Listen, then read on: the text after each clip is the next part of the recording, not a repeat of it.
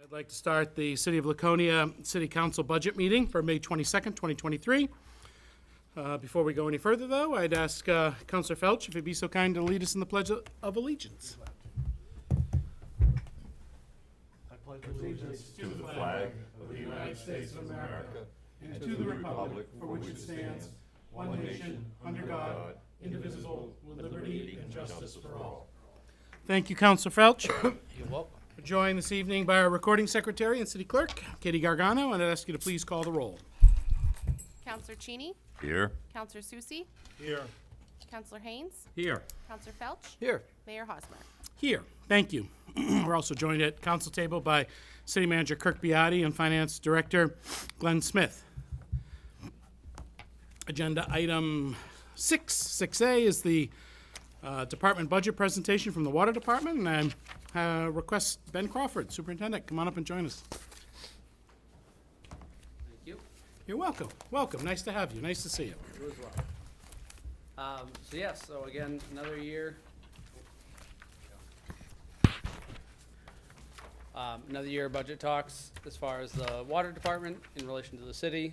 Again, I say this every year, but just to kind of reiterate, we are an enterprise fund, so we work out of the water budget, whatever water, we do the water and sewer billing, but we're only working out of the water billing. So we are making do with that, and that's what our budget is based off of, nothing out of the tax base. Can you tap that, see if that's working? Yeah, it's, And it shows it as getting us down. I'm just wondering if they can hear it live. Sorry to interrupt you, I just wanna make sure we're being heard. Is there anybody remote that would hear? It's doing the same thing. None of them will work. Yeah, they're all doing that same. Counselor Felch said I was all set, so if I need to.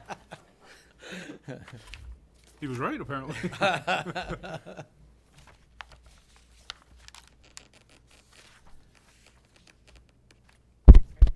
YouTube is hearing.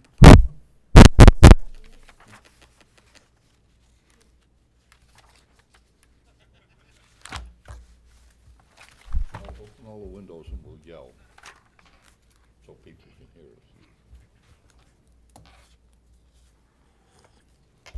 Yeah, I think we're gonna have to go without it. It's a public meeting, it's open, so.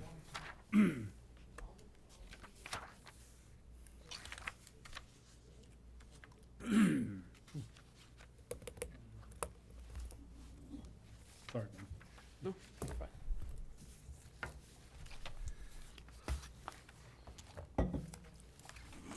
Nothing's unexpected these How's your days. trip, Mr. Mayor? You know, my trip was, it was great. Good. Daughter graduated. It was lots of fun. She'll shove off for home tomorrow, so I'm looking forward to having her back. It was really, really nice. Good.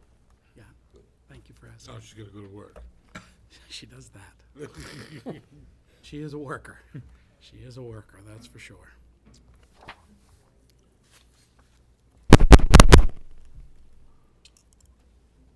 Okay. I think Glenn's calling IT, so. So, shall we continue or not? What's your choice? I I would think so. I think we can go. Continue on. Go right ahead, Ben. All right, so I don't have a big presentation, PowerPoint, anything like that. I'm working out of the budget book, so I start on page 139. If you all have your books in front of you, that's where I'm going off of. And that's the income, the revenue page. We'll go from that, and then I'll Go up kind to of, 138. You're gonna be 90, 91, 91, I 91, think we're looking 92. at. Because there are only 138 pages, so they put me out of the budget. 139 is this blank pink page. Okay, so 91. what is it, 91? So 91? 91's your revenue page. All right. Thank you. All right, so what we're going with, we're basing this off of the rate increase we put into effect last year, which actually came into effect January 1st of this year, 2023. Again, we didn't have it in the budget last year when we proposed it. With everything that came to be, we actually went ahead and moved forward with one. We notified everyone through June to September, the second to third quarter of last year, and that all went into effect for January of this year. So everyone was notified prior to that the rate increase was coming. We've had very little feedback on it from customers. Our rates went up from $21 to $25 per unit, so a large increase is about 19%, but overall it's $4 per quarter per year. So put that over a year, $16. It's not a big jump. As well as our consumption went from $2.35 to $2.55. So again, 20 cents per 100 cubic feet, which is 748 gallons. So if you're not using that much water, you don't really notice a big jump. And like I said, we've seen no large pushback on that. I know there's been the sewer on the other side. They've also had their rate increase go into effect. So it's kind of a both sides that they see. Glenn, is there anything I can do? Excuse the interruption. YouTube is getting the sound, so. Okay. Good. Okay. So, And excuse me, well, I got and the IT is on its way in to see if they can do anything. so with that all being said, this budget is based off upon that rate increase that went into effect. So we will see that for all 12 months of this budget. We are not planning another rate increase, but we are factoring that into this one, the one that we already put into place.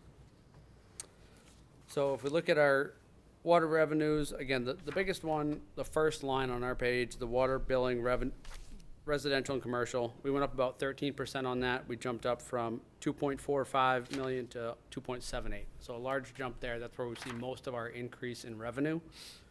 As we come down to the last item on the top half of the revenues, the backflow prevention tests, we did change our rate on that. So that changed slightly. We tried to mirror, we called around to different private companies and also municipal water departments in the state to find where they were at. We either met or undercut them a little bit. So we weren't trying to make money on this, but just to not lose money, basically. We're sending guys out there for what we pay them with the benefits and everything. We're looking at $40 to $50 an hour, and we're getting $40 per test. So we're sending vehicles and everything out there. So we bumped that up a little bit. Again, not to make a lot of money, but just to not lose money. So that's why that backflow prevention test went up considerably, $55,000 to $65,000 there. The second half of that revenue page, you look about halfway down, the funds transferred from savings. Again, last year I talked about this where we were trying to make a budget in the black, not in the red. We've shown a budget in the red. The water department has for many years. If you look at the past 10 years, probably 7 of them were in the red, shown as we were going to be in the red. Last year, we transferred funds from savings on the budget. We never actually had to do it up until this point, where we're now at final numbers of April. We still have not had to transfer money over, but we put in money to cover that if we need to. We also did that again in this next year going forward, so that if we are showing in the red come May, June next year, being 24, we can transfer up to $95,000 over planned that will cover that. And again, this year we had $250,000 planned that we have not touched yet. We're teetering on that. We're around, I think, within $10,000 of that on the revenue side. We've done well on the expense side that we've been under by about $150,000. So there's really no need to pull money over from savings, but that's why that's there. So our total income, actually, if you go down to the bottom, comes out, it's about 6.7% over from what we were looking at last year. And I'll throw that number out there because that's what we're looking at when we come to the expense side. We'll be at about the same, 6.7%. Any questions on the revenue side? Yeah, Yes. just to let most people know, when was the last time you had an increase? It was 2018, and then we went to January 1st of 2023. So it was not quite 5 years, but if you look at the 18 to 23, it was 5 years. It was November of 18, I believe. Thank you. Counselor Susie. Tony, just, one of the points I'd like to make out, though, is that with all the work that Ben and his crew have done, and we've had significant growth in the city, everybody's using low flow, so we're actually seeing a reduction in consumption. So even though we're selling less water, even though we're having a lot more people. No, and I understand that. I'm a certified well operator, so I follow what they're doing. And one of the things we've been talking about is trying to figure out how we can sell more water, Right. okay? Pool trucks or whatever. But it's also a good thing that they haven't gone up for 5 years, which means even if it looked like 10%, 15%, whatever, it was spread out for Right. that many years before they had an increase, so. And to Councilor Susi's point, we did not, when we were looking at the rate increase, we did not factor any increase in consumption. We kept it level from what we'd seen because there has been that fluctuation, but somewhat down, I don't want to say down spiral, but it's gone down if you look at the trending of it. However, we've seen 161 units is what we're looking at the year over year. So we are seeing more units but less consumption because of the low flow. I mean, a great example, and I think I mentioned it last year, is Barton's Motel. It was a motel, but they had obviously older fixtures that were using a lot more water. Now we have these giant buildings. We're not necessarily using more water, but we have more units per. So we adjusted the units, but not necessarily the consumption. So that's what I had on revenue. As far as expenses, I'm gonna go through just kind of category by category. I won't go line by line, but I will stop at the end of each category if anyone wants to jump in as far as what may be off. So we started at 91, is that correct? Yes. Yeah, we're 91, at all right, 92 so now. I'll go to 92. So our total salaries, the top one there, we came up about 8% on the salaries.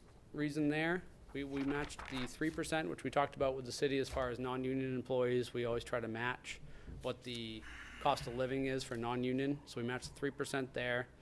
Again, if you look back at the last couple of years, we kind of adjusted the steps. We added a couple at the top, dropped some at the bottom. So everyone is eligible for a step. So that also brings that number up, I don't want to say considerably, but 8% is a big jump on salaries. We did not really bring anything up on overtime. We've kind of kept that number the same right along. So we're about 8% there on salaries. Production expenses, this is what we use to maintain the treatment plant, all of our booster stations, and our satellite stations. This number down at the bottom, if you look at it, it actually went up about 25%. Very large jump. Bottom where, I'm sorry, Ben? Bottom of page 92. 92, okay. Bless you. So we went up from 376,000 to 470, so almost $100,000 there. Big jump. Majority of that, between two items, is the chemicals, which is the third one, or sorry, yes. Sixth one from the bottom, says supplies and water production. We went from 45,000 to 110,000. Did you all see that one? That was based upon our chemicals. That's what we use to treat the water to make it potable. We have 5 different chemicals we use, and we saw very significant jumps in the past year.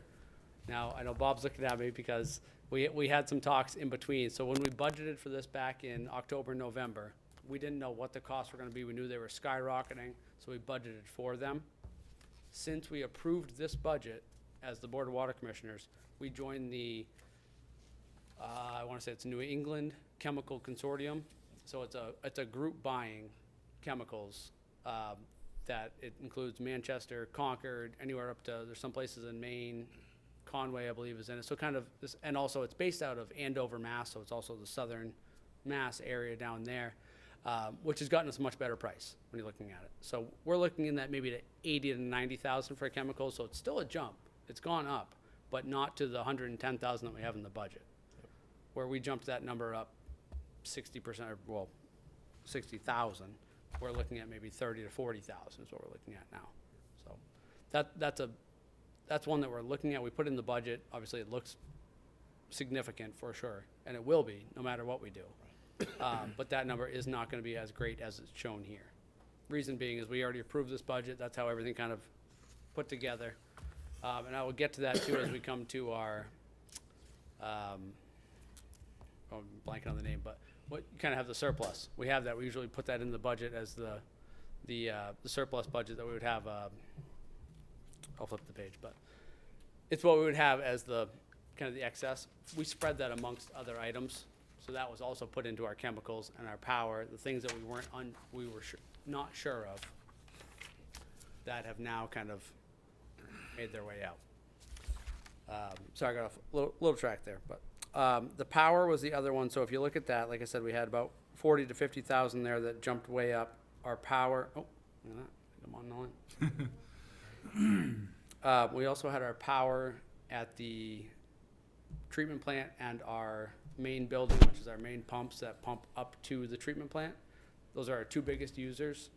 We have a contract through December, so we know what the cost is through then. We don't know what it'll be for the next 6 months, so we, again, kind of plan for that and jump them up.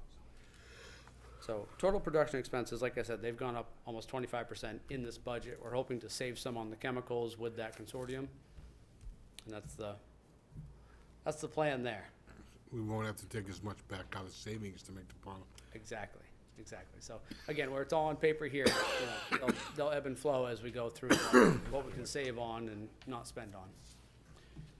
And as we've talked about at the board meetings, that we're not necessarily saying, we're gonna save 30,000, let's go spend it somewhere else. We'll just not spend it. We're not trying to take it and throw it somewhere else just because. All right. Any other questions on the production expenses? All right, so I am on page 93 now. Most of these are pretty straightforward. We had the distribution expenses, which is the first third of it. That's based upon what we're doing out in the roads. You know, we have main breaks, we have services, hydrants, anything that can go wrong, that's kind of bundled into that area there. We did bump a few of them up due to Department of Public Works. They have the new rules in place. If you get into a road, you have to pay the asphalt reconstruction fee, things like that. So we accounted for that. And then as we go to billing expenses, which this is one we've talked about in the past as far as electronic billing. We did go up slightly, looking at postage, things like that. We are in the works, and actually I had it dropped on my desk this morning, was a contract for signing up for electronic billing. What would the software be in the year to year? I have not had a chance to look at it. I don't know if anybody has heard, we had a large weekend over at the Boulevard. We had a big breakout there, so I haven't been able to look at it, but we are in the works of moving forward with electronic billing.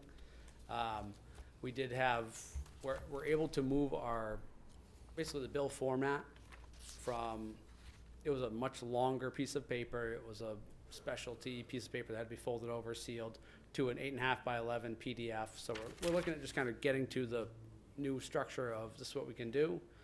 We have a cost for that. We have the cost for what that will be year over year to keep that in electronic billing. So we're working towards that. The reason I say that in this section is this cost is going up. Postage will continue to go up, same as chemicals, same as power, anything like that. It's going to continue to go up. So if we can get into that, and whether it's saving money or at least just giving somebody else the option of paying online, whatever it may be. So we are looking at that, and I know it's one that's come up at the council level and certainly at the board level in the past couple of years. So we're making headway on that. Other expenses, so the last half of the page here. Last one, contingency fund. That was the word I was blanking on. So when I was saying kind of the reserve, it's the contingency. That's the one that we zeroed out from $40,000 to zero. We always held a little bit in there, which 40,000 was roughly 1.3% of the budget. Wasn't a large amount. So what we did was we basically just took that and spread it amongst items that we knew or thought could be hit harder with certain things going on. So that's why if you're looking at that, that's zeroed out now. So overall, if you look at the total other expenses, that actually went down, up less than 1%. But again, that's kind of spread amongst others. So don't look at that as it's gone, it's just been spread. So if I could stop you right there, Yes. just a couple of questions, Ben. First of all, in zeroing out your reserve or contingency fund, is that a practice that has been recommended? And if so, by whom? And it strikes me as sort of odd that you don't have a reserve fund. So. And I'm happy to look at you or Yeah. Mr. Smith, whoever would like to speak about this. So two parts on that. We did talk to Melanson Heath about that, and they were absolutely fine with it. They had no issues with it because of where we were putting it. Because what we've done in the past is if we go over on a certain budget item, we don't stop that. Say if we have an item at 50,000, we don't stop it at 50,000 and then go to contingency. We bring that item number over to 60,000. So it's not saying that we're pulling 10% out of contingency. It's actually just showing it there because that's the way you would want to show it, to say we went over on this one, not, yeah, we made our line item, we're going to take it out of here. So that was kind of what we're looking at with that, is that you don't want to say that you made 100% of this item and pull it out of here. I see. Okay, so it gives you more, better drill down capability on your expenses to show where you're under and where you're over. Yeah, Okay. and we're not throwing it in there to say we have $40,000 more to spend, it's just, Okay. it's still the same number on the bottom line. Okay, all right. Glenn, I don't know if you have any, You did. It's exactly the way it should be working. Oh, is that the way it should be? Is that what you said? Yes, absolutely. Okay. Are you satisfied with that, Counselor Cheney? Yeah. Okay. Thank you. And I'm gonna throw you off just a little, because I'm gonna go backwards, I'm just looking at some numbers here.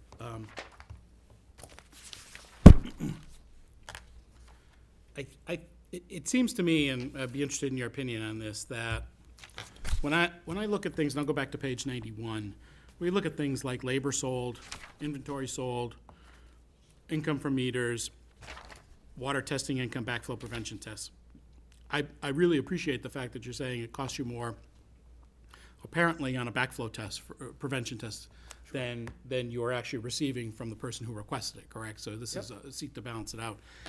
And I think as we continue to battle with really a spike in things like your chemicals, which has gone up, 120% or thereabouts? Huge, It's massive, and there's no expectation, liken this to the airport. The chemicals that are used at the airport, we don't know where the end is in sight, because we've seen the same spike. So what are we doing in regards to revenues in anticipation that until those prices start to level out, that we can continue to draw more revenue in to offset that adequately, and also continue to build up a little cushion as well? So when I look at things like labor sold, how do you price out, is it an hour of labor based on the job and based on the number of people there? And, is there enough margin there that what you're doing really makes this worthwhile, so we're not breaking even? It certainly shouldn't be costing us anything. sure. So our standard practice is 39% over the market rate of the employee or the inventory. So if we sell a certain piece of brass, we charge 39% on top of that, that goes to the customer. Same with an employee. We have these 4 people on site, they will get their rate plus 39% billed out to the customer. That's what we base it upon, which we've seen great feedback on, because we actually come in a lot lower than other contractors. Reason being is that, and I'm not trying to, this is not a publicity stunt for our department, because we have enough work, but somebody comes in, they give you a price to replace the pipe in your driveway. That's the price that you're gonna pay them. We go ahead and say, we'd like to take this amount for a deposit. Whatever we use, we will either bill you against that or, charge you more for it. If we come in under hours or over hours, we'll work with you on that. So that's kind of where we fall. Our 39% is probably low as far as the overhead of what we're doing out there. And, if we bring a service truck out to a site, it's $20. That's the going rate for one of our trucks to just go out there. $20 just for it to go there? Correct. And that's What type of truck might that be? So that's got everything. That's got all the scoops, the gate wrenches, the shovels, the service box wrenches, the metal detector. Like, that's the whole truck to go there is $20. So what's it cost to replace a truck like that? A truck like that with all the equipment on Yeah. it and all the materials, $70,000, $80,000. The truck itself is probably 40, 45, but with all the equipment on it. So it seems to me, as we look to wring a couple more dollars out of areas that maybe you can, that $20 for the truck to show up is pretty cheap. Correct. When you think about what it takes to get a plumber to come to your house, that bare minimum not only covers the employee that shows up, the labor, but it shows up Yeah. the cost associated with the truck arriving. And so my only suggestion, I'm not here to manage this, but I'm wondering, is there more opportunity, and I'd look to Counselor Susie going forward, to move those accordingly upward, particularly if you're getting lots of positive feedback on the rates you're charging? I think there is. Could it be a little low? And certainly to get a truck to go up, show up anywhere, should we be looking at a minimum of $50 and then charging it out by the hour after that? Just thoughts to think about as we look for more ways to offset an increase in expenses that, Sure. chemicals, troubling, right? And we know retirement labor, your labor, retirement costs, insurance, things of that nature are all gonna continue to escalate. And as we look to the future, how do we get ourselves in the best position possible 5 years from now? That's just my Sure. 2 cents on And this. if I could jump in before you do, gentlemen, the backflow that we just brought up, that hadn't been changed for 25 years. So Yeah. I'm trying to do like the, the step of let's hit one at a time. We have never charged for a final bill. Someone calls and a realtor says, we're selling this house. Can you get a final bill? We go out, we read it, we give them the bill, that's it. No charge. Right, So and you things see the like that, challenge we with that. haven't done, but I'm trying to do them kind of in steps too. So I do see your point, and I'd like to certainly hear both of your points as That's well. like doing a house call at no charge. I mean, if you're gonna do a Correct. house call with anything, there's a certain charge built into that, and Yep. I would strongly ask you to consider it. Yep. Go ahead, I'm sorry to No, interrupt. no. You said what I was gonna say. Okay, Council Changer, you had something? My only question was the $20, is that, send the truck, it's $20, or is it $20 an hour for it to be there? Per trip. So if they have to go there, they have to come back, they have to go back, that's 40, 60, If they get there, the job's done, they look at it, all of a sudden done, they inspect it, $20. If they go out there, they find out, But if the truck goes out and is there for 2.5 or 3 hours, $20. an hour? Nope, total. That's your fund, that's your That's how it's department's worded. asset, and Correct. it's frozen. Yeah, yeah. At that point, it's not generating income, so you've frozen a $70,000 to $80,000 piece of equipment that can't earn you any more money for those 3 hours as it sits here. $20 way too low. You couldn't go to Hertz and rent a truck for $20 an hour. Can't get a six-pack in some places. I'm thinking about the overhead. I know that within Yeah. I know that within our system, my overhead rate is 1.2 times Yeah. my normal rate, okay? That's just overhead. So, So that was just my sense as I was running through your numbers here. And I guess what I would love to see too is just, I mean, for those of us who are not, Counselor Littman, if he were here, could consume these sheets and spit out all sorts of analysis. I'd like to see what your anticipated budget looks like. We can sort of like break it out in almost simple, taking 3 or 4 pages, reducing it to a one-sheeter to add to this and say, this is what our budget request is, this is what we anticipate revenues being, this is what we anticipate our expenses, and just show us some deltas there. Just a little easier to consume. looking for a pro forma P&L. Yeah, absolutely. And so going forward, if there's a possibility to do that to those of us who are not numerically inclined, There's 5 of us sitting here, sir. so something like that. What's that? Go ahead. I'm not sure what you're asking me to do. No, I'm just But looking I certainly around. certainly Yeah. work with Ben, and we can put something together for you. That's all. Yep. That's all I need to No, hear. that's great, and Glenn, Glenn's been a big help. As you know, I'm all fairly new to this in the past 5 to 6 years, so Glenn's been a big help, so. One question I have and I'm looking at your salaries and compensation line, and we were talking about step increases. Yes. Do you give salary increases based on longevity alone, or is there a performance aspect to any raises that someone might get? How would a typical employee look at how they would anticipate their compensation for the upcoming year? Sure. So I think generally it's been looked at as, I've been here for a year, I'm gonna get a raise. And that's, I think, again, in general, how municipalities, that's how it's worked. You've been here for a year, you get that next step. I've taken the approach of more looking at the performance, and we've actually held a few in the past couple of years of you have not made it because of how you're performing. So it's not based upon necessarily you've been here for a year, you're not gonna get the next step. But at the same time, you also may overperform what you've, planned to do, and you may get that second step. So we play that kind of on both sides. I'm not trying to overstep bounds as far as municipalities I know are we're budget restricted as far as our steps. I don't wanna bring someone to that top step and say, you're there, you're at the top, and that's it. I didn't realize What are they that gonna do was for the next 10 years? Okay. But at the same time, I don't wanna hold somebody back. So You've got kind of a hybrid there of longevity and Yes. performance. Yes, there's the longevity bonus, but that's a separate, it's a few $100s, whatever it may be, every year. Okay, Counselor Felch.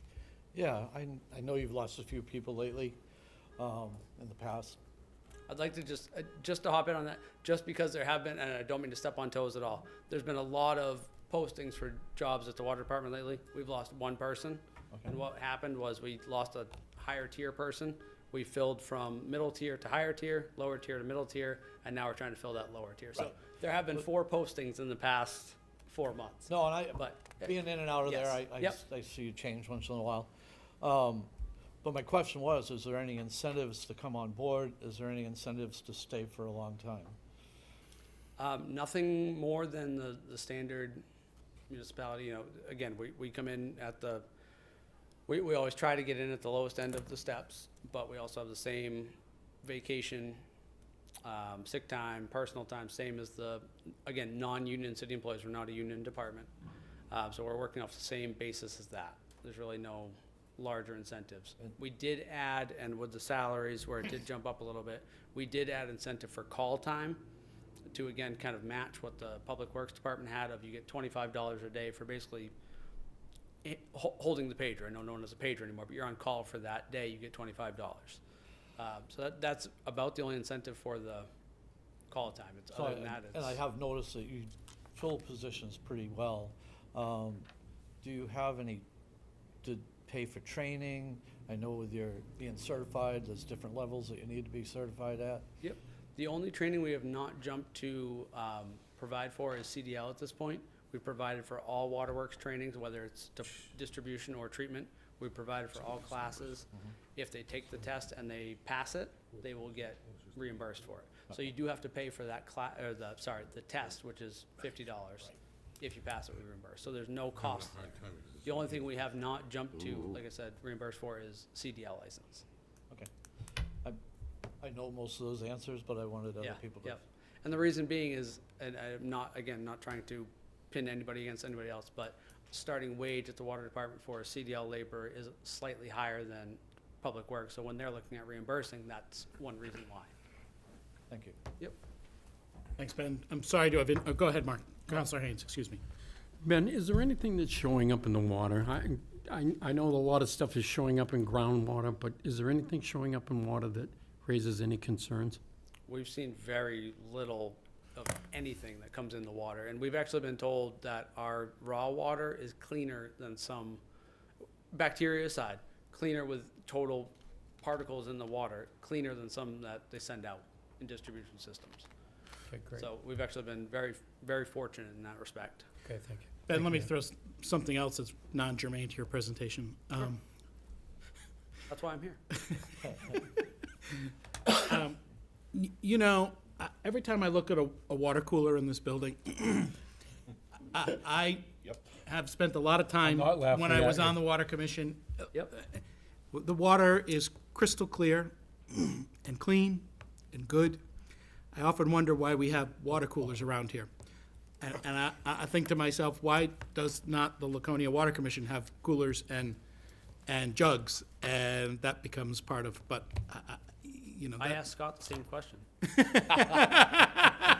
I know what he said, but all I'm saying, we've got a lot of municipal buildings around here, and I don't know if you ever make your money back on this, but the idea of us buying water that probably isn't as good as the water that we have right here in the city Yep. is always struck me as rather strange. If So you you- looked at our agenda, Mr. Mayor, Yeah. you'd see that item is on our agenda because we've been talking about it for the last few months about going into the quote water business that way. I think it's great, and you'll see me pull out my water bottle tonight, but it's been refilled about 24 times from my faucet because, Clean. I'm a water snob, and the water's just as good coming out of that faucet as any place My else. predecessor drank out of a Poland Springs bottle, but I know he filled it up, so. No, but to that point, we have looked at, and I know it kind of fell by the wayside with other things that have come up as far as, becoming a bottling plant or some type like that, or even just pool fills, things like that where it's chlorinated water that goes into a bulk tanker to go fill pools.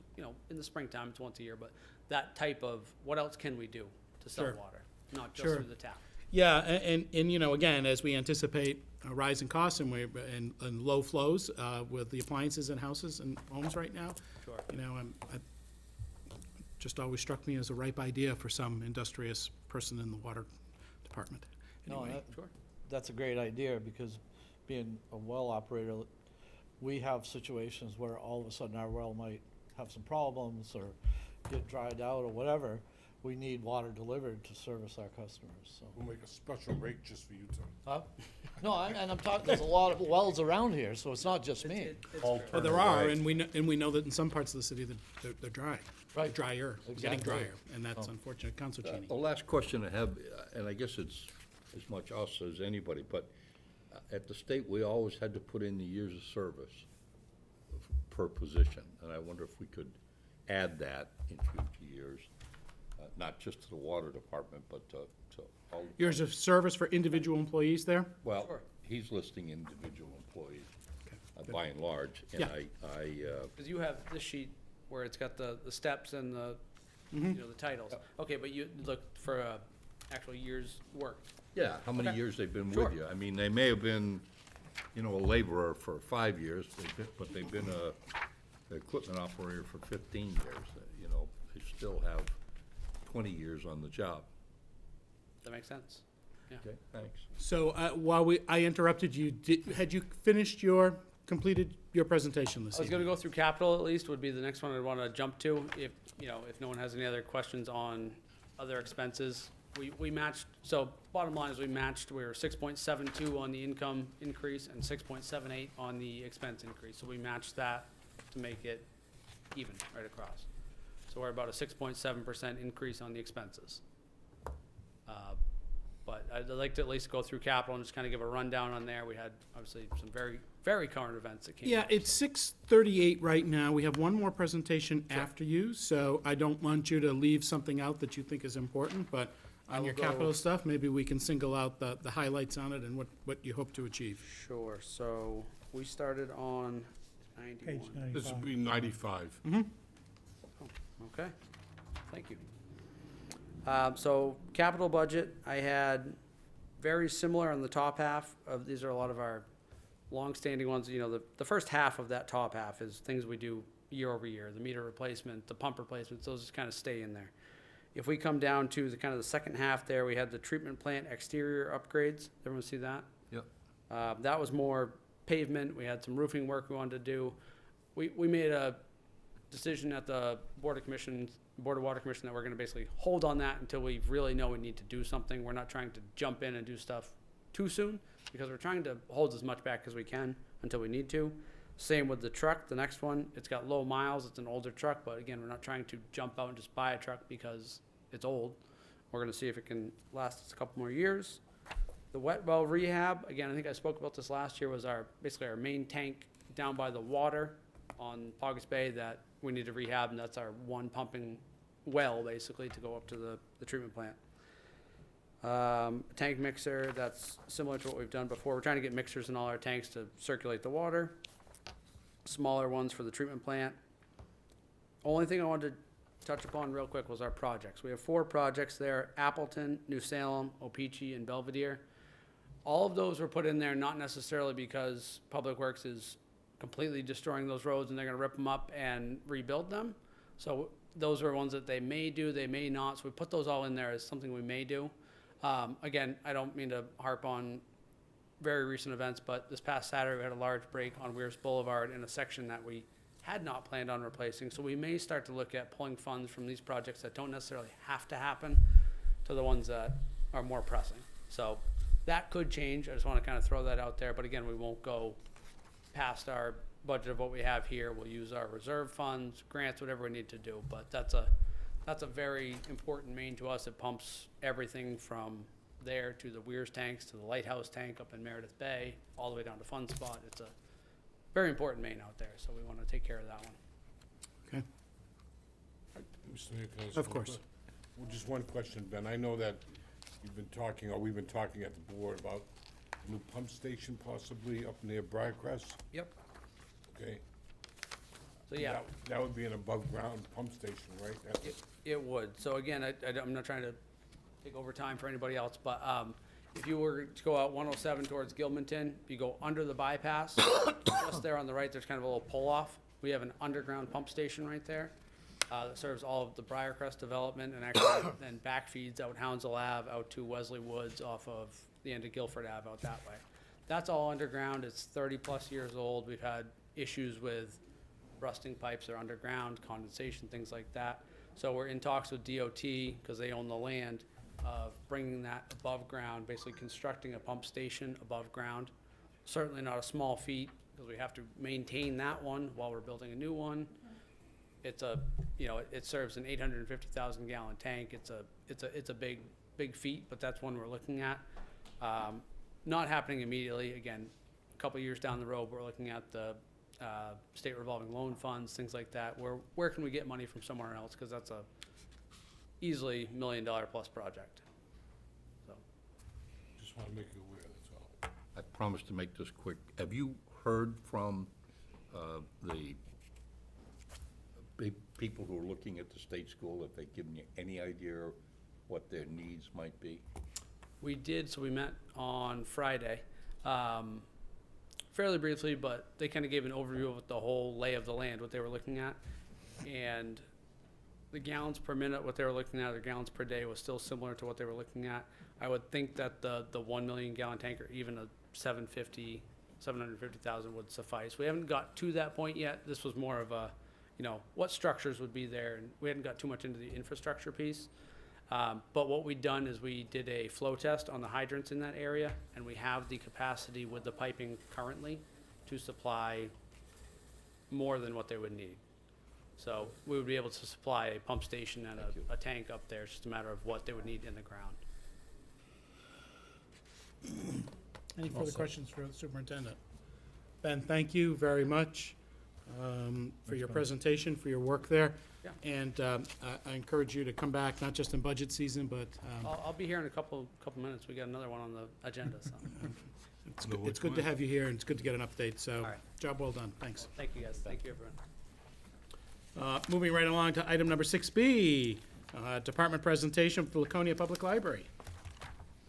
I see Mr. Moriarty here and Deanne Hunter. Oops, pardon me, Ian. Welcome. Good evening, Mr. Mayor and Evening. City Councilors. John Moriarty, Chair of the Laconia Public Library Board of Trustees, and you are correct. For her first budget presentation, Library Director Deanne Hunter. I think most of you have met her. She's been with the library, speaking of longevity, I think 18 years when she started as library director, and so this is nearly 19 years that she's professionally worked in the Gale building at the Laconia Library. So we're delighted that she's joining us tonight. So as I think you've probably already read her synopsis in addition to the budget presentation that the trustees, with Deanne's help, put together. And it shares some good news that, in particular in our children's room, the numbers are substantially up. John, would you mind if Deanne briefed us on this? I'd be interested to hear what she has to say. Please, Deanne, the floor is Sure. yours. Welcome. Thank you. Step right up in the front there, right near the microphone, so she can hear you. But it's good to have you, and I'd love to hear. Mr. Moriarty shouldn't get all the good news, right? And you should report some Save good the news. bad now. questions for me, please. That's right. Yeah. Gladly. Somebody has to wear the black hat. That's right. Welcome. Thank you. It's nice to be here. As John started to say, I thought I would include some accomplishments and highlights because it's been a busy year at the library and we're proud of some of the things that we've done. Most notably, the children's program attendance has increased dramatically and the number of library visits has really climbed. And there are times after a library program ends in the children's room where you actually have to watch where you step because there are so many kids downstairs. So it's been a pretty exciting year for us, and I won't cover everything that I've listed here for accomplishments and highlights, but I did find it important to mention some of the success we've had in the children's room this past year. Moving on, we were asked to keep our operational increase to approximately 4.5%, and while, as you can see, we did not actually manage to keep our operational requests to 4.5%. When you look at the overall percent change of the total budget, we're only a little bit over, and I think it's a matter of about $7,200. And we'll get to that increase in a few minutes. But I would like to start out with the salary line, which is a huge portion of the library budget, would be salaries. And because of the top few employees at the library with longevity and the highest pay, with the retirement of the former director, and then with my promotion, it really has a very considerable savings in the salary line. So the salary line really only increased less than 1%, so 0.6%. So I thought it very important to note that. I certainly can go line by line with all of the increases, but what I did was really, tried to summarize as best I could the lines that had a noticeable change. So supplies, we are not asking for additional supplies. It's really to offset the increase, really is just for inflation and the increased cost of paper goods and everything else in between. Materials, we did ask for a very small increase in our book budget and our non-print budget, but we are asking for less for our periodicals budget. Part of the reason we had one very expensive, costly subscription that we did not get a lot of use with and couldn't justify spending that kind of money on one subscription that didn't get a lot of use. So overall, for materials. Which was that, Deanne, if you don't, I'm sorry. to interrupt. Value Line, it's an investment resource that so much investment information is available online. Yeah. And it's up to date, whereas if you're getting a monthly subscription, by the time you get it, there's. It's all news. Exactly. Programs, we did ask for a 10.7% increase. So it's $1,500. $500 really is an increase for adult programs, and it's really just inflational increase to keep up with the increased cost of craft supplies for our adult craft programs, and a little bit of rise for speakers and mileage reimbursement, things like that for presenters. The other $1,000 is essentially to help pay for the costs associated. We have an exhibit area upstairs in the library, and we do 4 rotating exhibits every year. We're actually in the process of transitioning over to our 100 years of Bike Week. So that will be our next exhibit. We've been working with Charlie St. Clair to bring in some neat artifacts to put on display. And Including him. Charlie's not Charlie himself, but I don't know. So part of that increase really is to help pay for promotional items and some printing and some odds and ends for various expenses in regards to the exhibits that we do upstairs. So it's really $250 per exhibit. The exhibits that we've been doing, they've all been curated by library staff, but we do need supplemental purchases occasionally depending on the exhibit. Maintenance for our ILS software, we use Apollo, which we transitioned to, we migrated to in 2019. It works very well. Library staff and the patrons seem to be pretty happy with it and using the online catalog from home. The migration was a significant savings, thousands of dollars. I think we were up to about $17,000 at one point, and now we're down to less than $6,500. Maintenance HVAC, oh boy. So the decrease here is 23.1%. And not long after we prepared our budget, it became evident fairly quickly that it really is just not quite enough.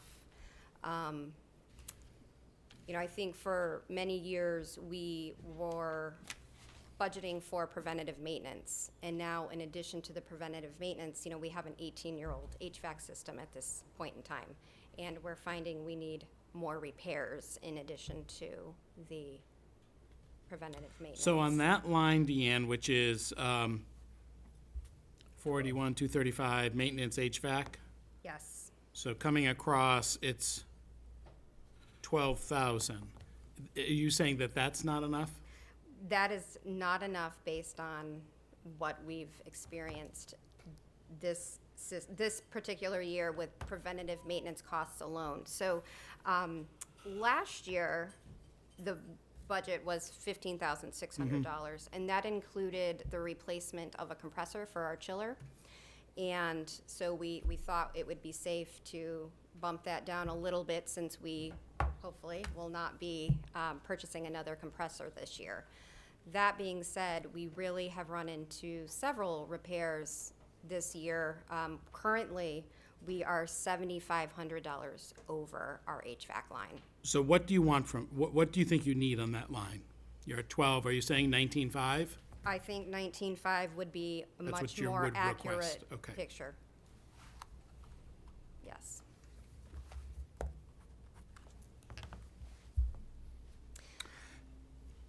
Maybe Mr. Moriarty can answer this too. I just, have you made a request for any ARPA funding from the county for some of these additional expenses? No, we have not. And I think the question is equally pertinent, probably anticipating your next question, is have we looked at these as more capital kind of projects? And the answer to that question is also no. And obviously, we should be, rather than an operational budget. So certainly open to guidance on that, Mr. Mayor. Yeah, I just think that $7,500 is a lot in your budget, and you're looking for an increase. Compared to what's been allocated to the county, and I don't know, there may be zero money left there, I don't know. But I think making some form of request through the county for a dollar amount of $7,500, it's a small dollar amount compared to what was allocated originally, and again, that's not, again, it may be down to zero at this point, I don't really know, but anyway, I'm sorry to interrupt, thank you, John. Thank you. Thank you. We will investigate. The biggest increase, without a doubt, is maintenance building for our facility. The Gale Memorial Library is 120 years old. It is historic and beautiful and on the National Register of Historic Places. The addition is now 18 years old. And we have already, this current fiscal year, we've already had to replace 7 of glass panels on the upper level in the addition because the seals had failed. So I think as we keep going and the addition itself is aging and we're trying to maintain and upkeep the original building, I think those costs are definitely something that will be a struggle moving forward. There are a few changes with the maintenance building line, including the fact that fiscal year '24 moving forward, we'll be tracking the janitorial costs separately than the building maintenance, the actual repairs and upkeep of the building. And really, it's just so we can better grasp how much we're spending to repair the building as opposed to just janitorial services. So it will be a better reflection of the projects and the work that's being done. That being said, fiscal year '23, the combined costs for janitorial and building maintenance was $62,000. And what we are asking for fiscal year '24 is $35,400 just for janitorial costs and an additional $66,600 for maintenance and improvements to some of the architectural features.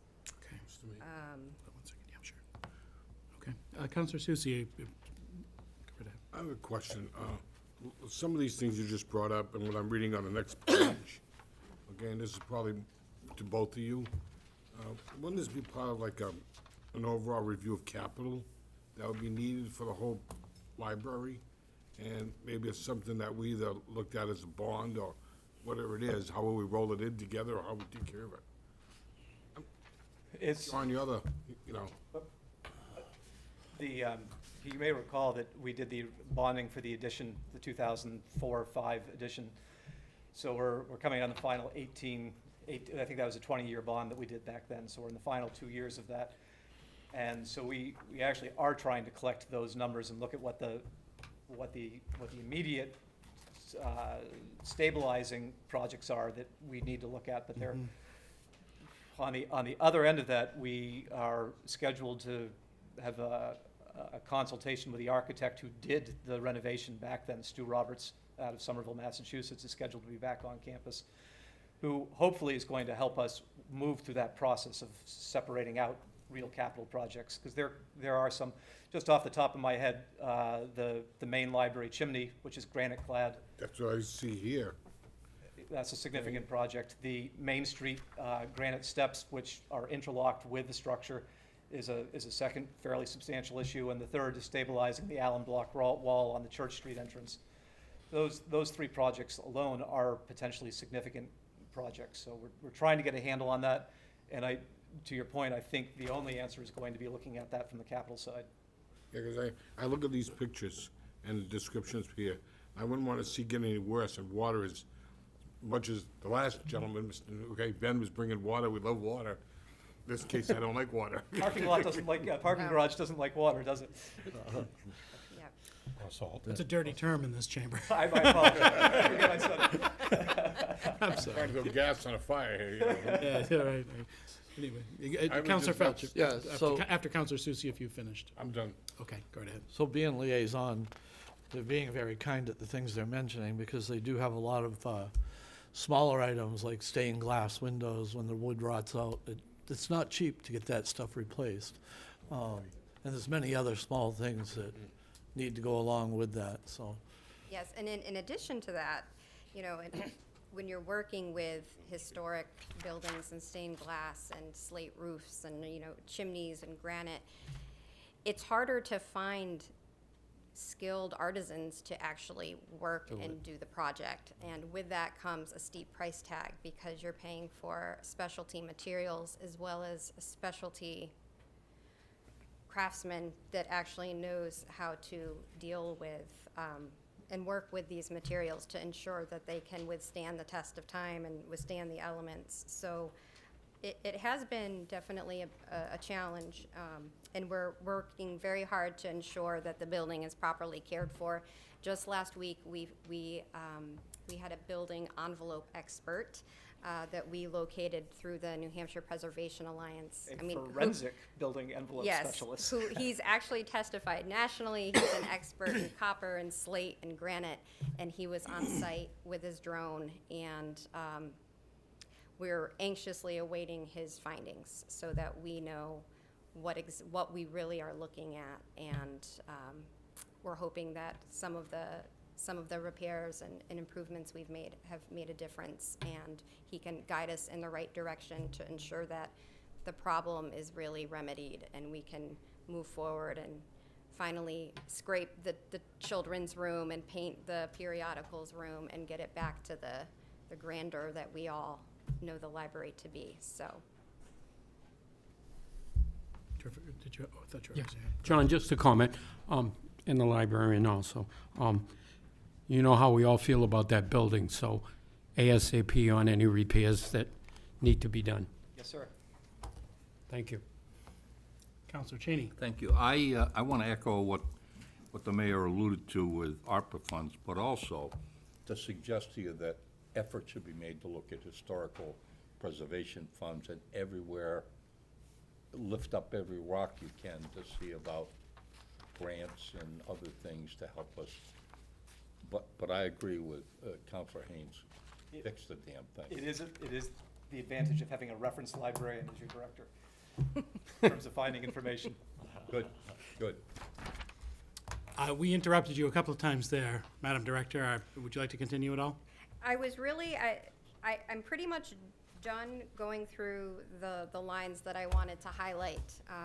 I did make a list of some of the projects that we have in front of us. And one thing that was not included in the documentation that I sent in last week, we have received a few proposals for a few of the bigger projects. And we need to work to find additional proposals, but this is just to give you an idea of some of the projects and some of the amounts that we've received so far. So for the stained glass window with the rotted window casing, to have a custom fabricated casing installed, and with the Lexan covering, which is a covering to protect the stained glass, and you have to have it ventilated so that the moisture can escape. The proposal for that is a little over $4,800. This, for one window, one not very large window either. The skylight, which, as you can see from the picture, there was an actual hole in the roof of the building. The skylight, has 5 glass panels. One of the panels slid down considerably to the point where you could see it visually from the ground, and it was very apparent. And we had a very crafty member of our Buildings and Grounds Committee get himself up there to put plywood to secure the opening for now. The minimum repair would be $6,600, and if it actually needs to be replaced, we believe this is the original skylight, we're looking at upwards of $50,000 for a custom fabricated skylight that can be installed with a slate roof and the proper copper flashing. Exterior painting, we believe that the turret, the windows in the turret, the top of the tower actually have not been painted or addressed in decades. So that is, we have a quote for all exterior painting on the original building, including the tower and the turret, that is $12,500. And of course, to reseal the parking lot, the estimate is approximately $3,200. So just those few projects there, we're looking at over $27,000. Which represents really the $30,000 increase that we were talking about. And I would suspect, Madam Director, that the city manager has those numbers or not? I don't know if he had, I can send those along. I got them. Okay. I do now. Terrific. Any other questions? We have been working closely though on the figures and stuff, so. Any other questions? I'm fine. Go, you're fine. Thank you, Mayor. Mr. Moriarty and Madam Director, thank you for your, not only your presentation, but certainly your commitment to a proud aspect, a proud element of our city and our public library. You know, I think it's, I think we might all agree the cornerstone of our democracy is our public library system. And you all play a very important role in that. And thank you for your commitment to it. John, to you, and Madam Director, thanks. Thank you. We take it seriously. Thank you. Thank you, John. See you Thursday. See you Thursday. Any other business in front of the council at this point before we start the regular meeting? Seeing none, I'd like to adjourn the meeting at 7:03 PM.